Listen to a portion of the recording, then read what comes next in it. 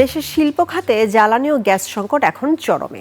Matarbari LNG টার্মিনালের যান্ত্রিক ত্রুটির জেরে জাতীয় গ্রিডে প্রতিদিন প্রায় ৪৫ কোটি ঘনফুট গ্যাসের ঘাটতি চলছে। এই তীব্র সংকটে সাভার, গাজীপুর ও নারায়ণগঞ্জের শত শত শিল্প কারখানা এখন ঢুকছে। উৎপাদন ধসের শঙ্কায় রপ্তানি আয় হ্রাস, নতুন কর্মসংস্থান বন্ধ হয়ে দেশের অর্থনীতি গভীর ঝুঁকিতে পড়েছে। সাদাত হাবিবি সেতুর রিপোর্ট। নরসিংদীর চৌয়ালা এবং মাধবদী এলাকার বেশ কয়েকটি কারখানা ঘিরে এমন শুনশান নীরবতা।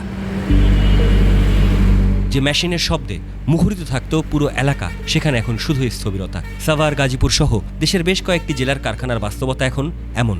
সবচেয়ে বাজে অবস্থায় টেক্সটাইল মিলগুলো। গত এক সপ্তাহ ধরে গ্যাসের চাপ শূন্যের কোটায়, উৎপাদন নেমে এসেছে মাত্র ৩০%। অর্ডার হাতে থাকা সত্ত্বেও সময় মতো কাপড় সরবরাহ করতে পারছে না কর্তৃপক্ষ। সময় মতো পণ্য জাহাজীকরণ করতে না পারায় অনেক বায়ার ক্রয়াদেশ বাতিল করছেন। কেউ কেউ আবার আকাশপথে পণ্য পাঠানোর চাপ দিচ্ছেন, যার সরাসরি ধাক্কা লেগেছে দেশের প্রধান বৈদেশিক মুদ্রা অর্জনকারী রপ্তানি খাতে। এমন সংকটে প্রতিনিয়ত বায়ারদের আস্থা হারাচ্ছে দেশের রপ্তানিমুখী শিল্প।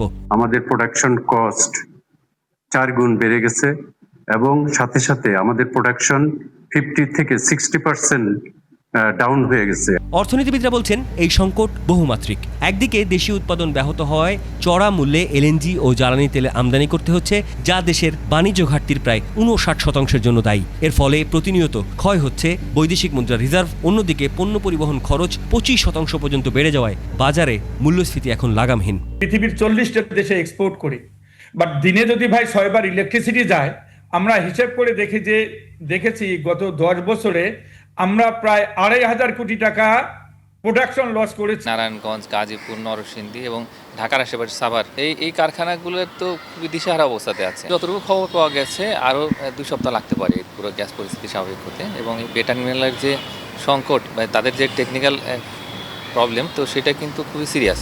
এমনিতেই 5 আগস্ট পরবর্তী সময়ে কাজ হারিয়ে সংকটে রয়েছেন লাখো শ্রমিক। নতুন করে নিয়োগ পুরোপুরি বন্ধ।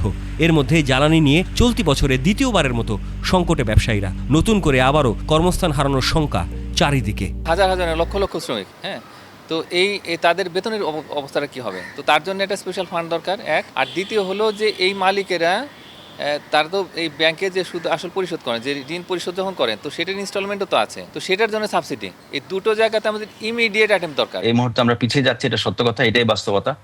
এবং আমরা ভিয়েতনাম কিন্তু ভেরি ভেরি ক্লোজ, এবং এনি টাইম আমাদের যে সেকেন্ড যে পজিশন আমাদের আছে, এই পজিশনটা আমরা হারাতে পারি। খাত সংশ্লিষ্টরা বলছেন দ্রুততম সময়ে এলএনজি সরবরাহ স্বাভাবিক করা এবং বিকল্প জ্বালানির নিশ্চয়তা দেয়া না গেলে বড় ধরনের মন্দার কবলে পড়বে দেশ।